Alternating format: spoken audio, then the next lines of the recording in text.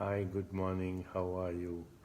So, today I decided to talk about a subject that many people are asking about, and they're sending their questions to info@jayo.com. So, once again, you can also send your questions to info at jayo.com.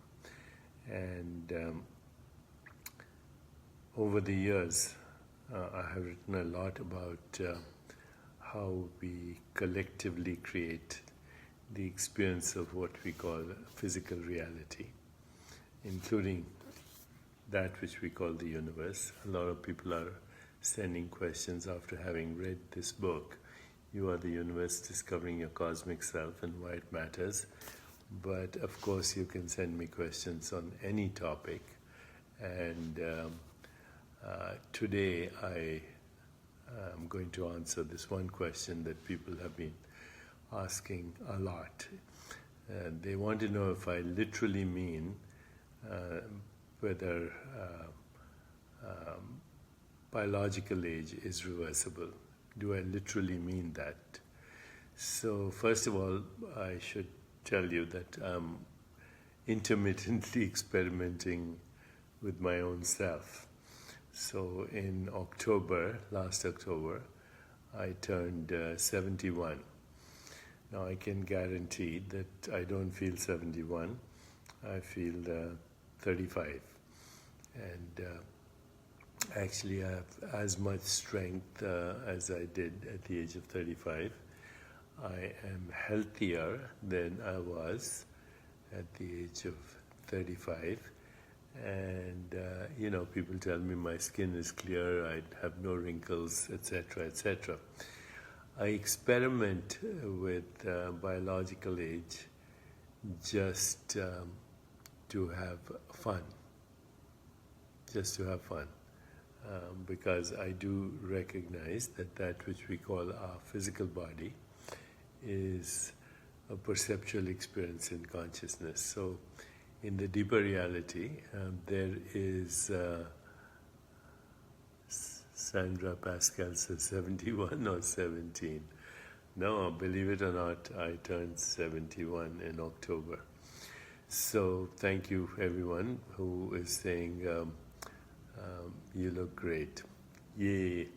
Okay, but let me tell you, I experiment with my biology out of a sense of fun and adventure, because I've always maintained that which we call a physical body is ultimately not physical at all, that our body is made out of consciousness, and therefore it should be malleable, because consciousness by itself is a field of infinite possibilities. So the only reason to play with your biological age is to validate the nature of your true self, which is timeless, which is ageless, which is a field of pure creativity, pure spontaneity, pure consciousness, infinite possibilities. So why not play with it? Why not play with it? Now, before I started to do this particular podcast, I decided to look up a few things. So right now I'm looking at the history of a person called Li Qingyuan. And I'm reading about him of Wikipedia. So it says Li Qingyuan or Li Qingyun was a Chinese herbalist, martial artist and tactical advisor, known for his supposed extreme longevity. He died on the 6th of May 1933. He claimed to be born in 1736, while disputed records suggest 1677. Both claimed lifespans of 197 and 256 years. Both these lifespans far exceed the longest confirmed lifespan of 122 years and 164 days of the French woman Jenny Calment. His true date of birth was never determined, and his claims have been dismissed by gerontologists as myth. In any case, at least according to legend, he may have lived up to 256 years. But never mind that. Let's go to other records of people who have lived extreme lengths. So when we go to basically look at cases of extreme longevity, we find dozens of people, literally dozens of people, who are documented, who have lived at least 120 years. So if you go again, you look up the oldest records of people who have lived long, and then you'll find lots of them documented in the literature, and they have lived between 116, 120, 122 years. So the fact is that we have records of people who have lived a long time and in good health, without infirmity.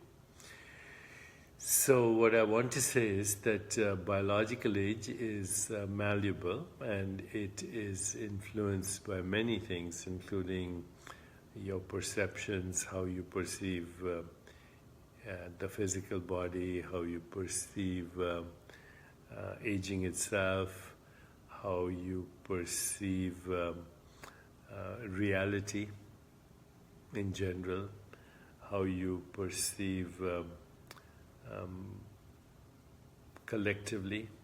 All of those things make a big difference. Perception of aging, perception of the physical body, and perception of the physical world, a different interpretation, all make aging extremely malleable, biological aging extremely malleable. It's not just perception though, it's the quality of your rest, the quality of your sleep, the quality of movement and dynamism, the quality of mind-body coordination, the fact whether your body is inflamed or not.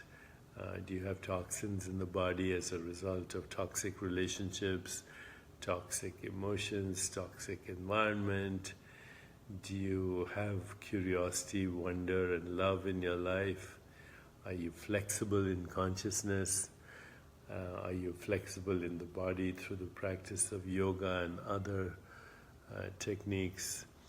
Do you mind your diet? Do you follow your diet in a way that is non-toxic? What is the quality of awareness when you eat? On and on. So I'm devoting an entire chapter to this in my new book, The Healing Self, which is co-authored with Rudy Tanzi. But when I come back here, I just want to talk about one thing, and that is perception, and how changing your perception of your body, changing your perception of the meaning of aging, and changing your perception to your true identity can influence how you age. So the three questions that I posed before I started. First is is it possible literally to reverse biological age? I say yes. I'm doing it right now. Number two, is it desirable? And I'm saying yes. If you can contribute to the well-being of the world, then it is desirable. And the third question was, to what extent? And the answer to that is, we don't know. It could be much bigger, much longer than we think. So let me now come back and tell you what the secret is in terms of perception. But then we can do a whole series on this if you want. Okay? How do we keep reversing our biological age? Maybe indefinitely. Why not? If consciousness is a field of infinite possibilities, why not at least consider the idea, consider the possibility. Okay, so I'm going to come back to that in 15 seconds.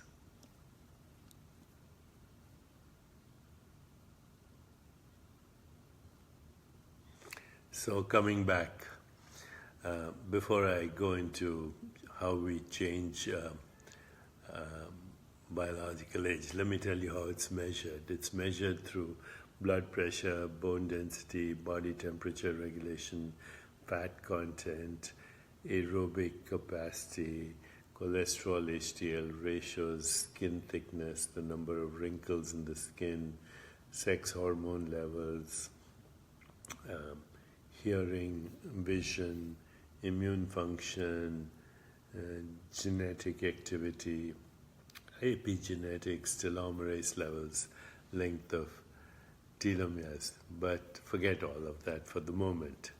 Let's talk of the idea first that I promised, and that is, first of all, there's no such thing as a physical body. What we call a physical body is actually a perceptual experience, and that perceptual experience is sensations, images, feelings, thoughts. Sensations, images, feelings, thoughts. And those sensations, images, feelings, thoughts are arising and subsiding eternally in now, that which we call now, or consciousness, or awareness, or eternal being. And what we call a particular physical body is a qualia program that begins at birth and ends at death. And the quality of this qualia program, the qualities of this qualia program, qualia is a word for quality of experience, is sensations, images, feelings, thoughts, sense perceptions. That's all we experience, but we interpret that as both the physical body and the physical world. So the first thing to realize, and we're focusing only on the physical body right now, is that change your interpretation of the physical body into qualities of experience. And then break down those qualities of experience simply as sensations. So ideally speaking, I want the sensation of joyful energy in my body. Sensations. I want the experience, have that intention, joyful, energetic body. But also then, in your own awareness, change the image of your body so it looks the way you want to look at it to look. It is flexible, it is dynamic, it is ideal body weight, it is light, it is joyful, it is loving, it is compassionate, it is at peace, the body, because the body's qualities of experience. So at every level, sensations, sense perceptions, feeling, image, and thought. Experience it in those qualities of awareness: joyful, energetic body, loving, compassionate heart, reflective, alert mind, and lightness of existence, lightness of being, lightness and joy as fundamental states. So even thinking of your body in terms of qualities of consciousness, you start to experience a shift in your body. Okay, for me, talking about it causes a shift in my body. But then go a little deeper and says, who or what is having this intention? And who or what is having this intention is that which we call I. Not me, a skin-encapsulated ego, but I, eternal, timeless being in which all experience, including the experience of the individual ego body-mind, arises and subsides. So go back to the source of all experience, which is the source of all thought, which is the source of all perception, which is the source of all sensations. And then allow your mind to subside, to settle in that source, which is pure stillness. And it's also pure consciousness, all possibilities, timeless. And slowly shift the identity from the ego body mind to the eternal I, in which even the ego body mind arises as a qualia program: sensations, images, feelings, thoughts, perceptions. Settle in that, make that your true identity, sink into that awareness, just like a wave sinks into the ocean. Settle into the bottom of the ocean. And from there, that state which is called samadhi, experience your body as just a modified form of pure awareness. Experience your body as a modified form of pure consciousness, infinitely malleable, joyful, light. You will soon notice a shift in your perception of your body from the physical to the non-physical as merely qualities of awareness. I shouldn't say merely, as qualities of awareness. And then experience this that we call the physical body as modulations, excitations, modified forms of modified qualities of being, of awareness, of existence, of Satchitananda. And then let it go, detach, because you don't ever want to be stuck in a mode of anticipation, anxiety, regrets, resistance. Just in being is freedom, whether the body ages or not. Intention, detachment, settling in samadhi. This is also called dhyan. Dhyan means meditation, dharana, focused attention and intention, and samadhi, transcendence. It's also called sanyama or samyama. Dhyan, dharana, samadhi. And then let it all go. Step into the unknown and be free. So, is it possible to reverse biological aging? Yes. To what extent? We don't know. Is it desirable? Only if you improve the quality of awareness, if you improve the quality of your existence, and you help improve the quality of everyone else's existence. So when you can do that, you will not only have a joyful, energetic body, a loving, compassionate heart, lightness of being, reflective, alert mind, but you will create joy wherever you go, not by what you say, not by what you do, but just in being. Your being will help transform you and others. And part of that transformation will be the perception that we call physical body. But in the deeper reality, there is no physical body.